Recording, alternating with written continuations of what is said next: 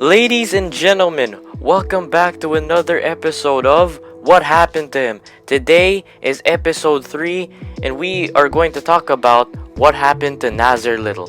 In the NBA playoffs, I've been thinking about the Lakers, the Nets, the Bucks, the Sixers, the Nuggets, but not really thinking about the Portland Trailblazers.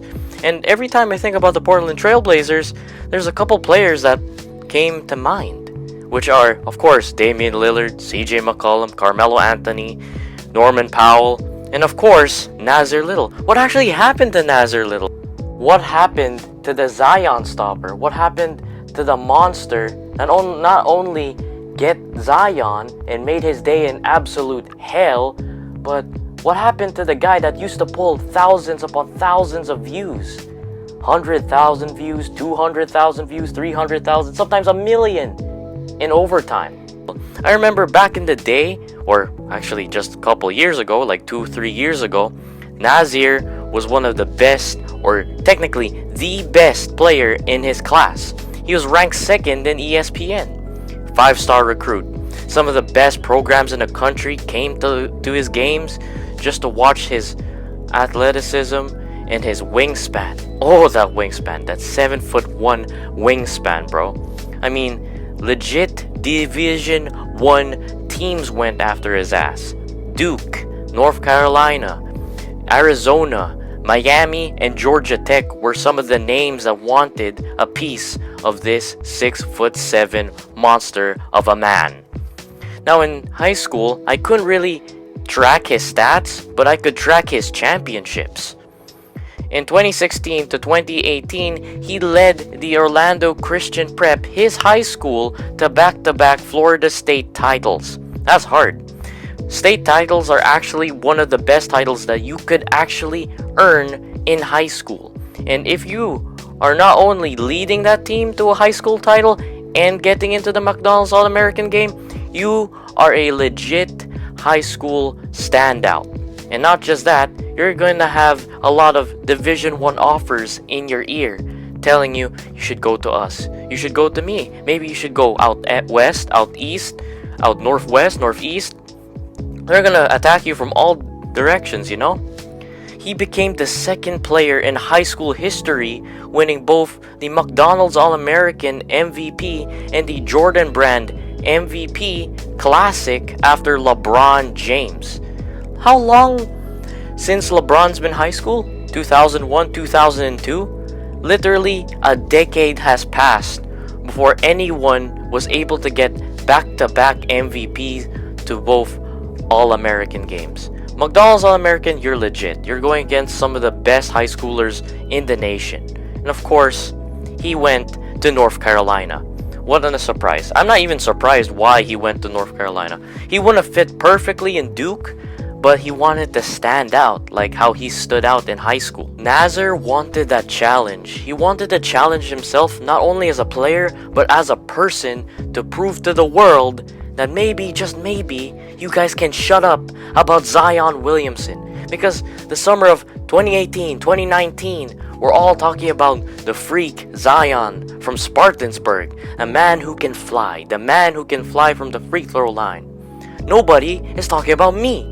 And hence, he gained the nickname of the Zion Stopper.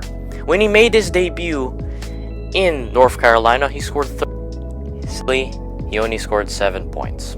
In those games where he went against Zion Williamson, arguably the best player in his class, the most monstrous small forward in the nation besides him, he was able to stop him.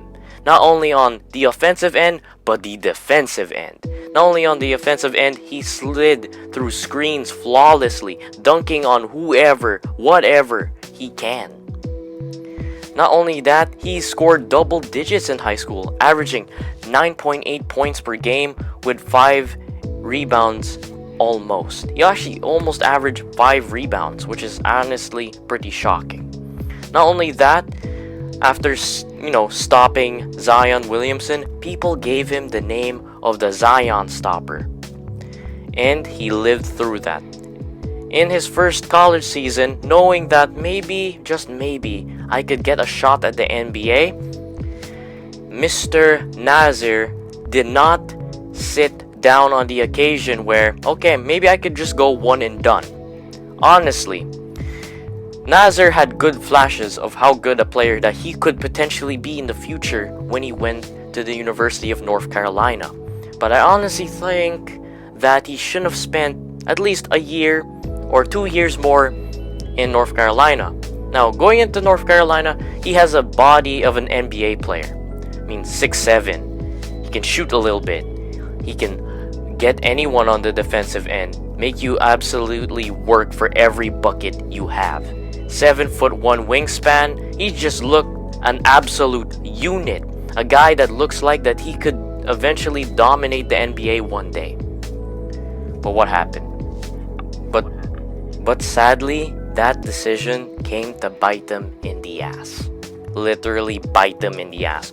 When I had to imagine someone's ass being bitten, I could definitely see a snake literally slithering up the Nassir's ass and just absolutely biting the hell out of it. Now, okay, maybe it's just rookie jitters. I mean, his rookie season, after he was drafted the 25th pick overall in the first round by the Portland Trail Blazers. This came a blessing and a curse for Nassir. The thing is with the Portland Trail Blazers, they have so much small forwards and shooting guards that can not only shoot better than him, perform better than him, but do his job even better than him. He averaged 3.6 points, 2.3 rebounds in 12 minutes a game in the 19 to 20 NBA season. That's not good. He clearly just struggled in his first year. Not only shooting 23% from 3, but he actually had 5 turnovers that season. And it's not good, man. You need to start shooting. That's one of his biggest flaws. He has an NBA built body. He can use it, obviously, but the thing is, using your body as a small forward these days, it's a dying art, as I keep emphasizing on my past videos. In order for you to survive in the jungle and dominate the jungle, you have to survive, you have to adapt, or else you'll become extinct like many players before you. You'll be extinct like the megalodon, struggling to find food to eat on, and eventually dying a couple millennia later. On the next season, okay, maybe it's just rookie jitters, okay? But no, the same thing happened again. In his sophomore season with the Portland Trail Blazers, he only averaged 4.6 points per game, 2.7 rebounds, and 13 minutes in the 2021 season, which is not good. The good news is he improved his 3-point shooting from 23 to 35, which is honestly a really, really good improvement. But the mistakes, the flaws of his game started revealing even more. He was struggling out there. I mean, his position of shooting guard and small forward is so competitive in Portland. I mean, how do you compete with Carmelo Anthony, who's averaging 13 points per game? How do you compete with CJ McCollum, who is absolutely balling out with 23 points per game? How are you supposed to compete against Norman Powell, who just arrived from the Raptors, averaging nearly 20 points per game, who could actually compete for Most Improved Player of the Year? Then you have Harry Giles, who is bigger, taller, stronger, and more confident. Then you have Rondae Hollis Jefferson, a man who is absolutely a dog for every possession. Then you have Robert Covington, who has stayed solid for years as an NBA veteran, averaging nearly double digits. And not only that, but averaging 38% from 3. And then compete with a super athletic dunker and dunk champion like Derrick Jones Jr., who's jumping from just a ordinary role in Miami to now a solid role on a Portland Trail Blazers team who could go deep. I'm not saying going to the NBA Finals deep, but I could just potentially see them in the conference finals. It's either semifinals or conference finals. Then you have CJ LB, a man who can play ball. Now, we haven't seen much with LB, but the thing is, he's a developing player. But the thing is, averaging 51% as a true shooting percentage and 64% from the free throw line, that's not good news for Naz, man. I'll give him one more season, then I'll call him a bust. Now, he just needs a team that could really fit his play style. Because the act of dominant small forwards is dying. Yes, you could dominate inside the paint, but that will cause a wear and tear in your body. Because, honestly, LeBron was LeBron for a reason. He punched in the paint every chance he got. And where did that get him? Tired. More injury prone as the years went by. So LeBron had no choice but to expand his game from the twos to beyond the arc in order to make his career longer. Because the road that Nassir took by not adding another year to his college resume, there's nothing wrong adding another year to your college resume. It's just that he need to take the time from becoming a raw player into a good player in the NBA. Take as much time as you need. And I don't understand why the Portland Trailblazers haven't dealt with Nas's situation more lightly. They should have given him opportunities in the NBA G League when he could. When the bubble was still up, they should have gave him some opportunities. Because this is exactly what happened to Alexei Pokusevski. He was a lost boy when he was in OKC. He didn't know how to deal with things because he was a raw prospect. When they poured him into the G League, he became more used to the NBA game.